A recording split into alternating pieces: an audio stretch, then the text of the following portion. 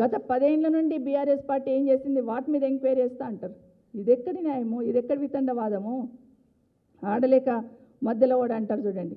మీరు ప్రభుత్వం మీకు అవకాశం ఇస్తే మీరు సరిగ్గా నడపనీకి చేతగాక మీరు 10 ఏళ్లలో ఏం చేశారో మిమ్మల్ని తీసుకొచ్చి మేము ఎంక్వైరీ చేస్తామంటే బ్లాక్మెయిల్ చేయడం, భయపెట్టించడం, ఎవరు ప్రశ్నలు అడగకుండా ఉండాలని, ఎవరు మాట్లాడకుండా ఉండాలని వ్యక్తిగతంగా టార్గెట్ చేయడం. నిన్న వెళ్ళారు మీరు మూసీకి, మూసి నేను 600 106 నేను మూసిని చేసి చూపిస్తా అంటున్నారు. చెయ్యమంటున్న మూసిని, కానీ మూసిలో అనవసరంగా ఇండ్లను ముంచొద్దంటున్నాము. మూసికి 5 కిలోమీటర్ల దూరం ఉన్న భూములు లాక్కోవద్దంటున్నాము. అట్లా అడిగామంటే సబితమ్మ టార్గెట్, ఇంకేదన్నా అడిగారంటే పల్లరాజరెడ్డి టార్గెట్, వాళ్ళ కాలేజీలు టార్గెట్. ఇవి అంటే వ్యక్తిగతంగా టార్గెట్ చేస్తే ప్రజల సమస్యలను ప్రశ్నించమని అపోహలో ఉన్నట్టున్నారు ముఖ్యమంత్రి గారు.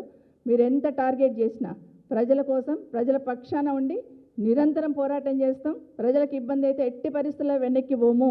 మీరు అనుకుంటున్న ఎన్ని ఎంక్వైరీలు వేసినా ఏ విధంగా భయపెట్టించినా కూడా దాని గురించి వెనక్కి పోమని గుర్తు చేస్తూ ఉన్నాను.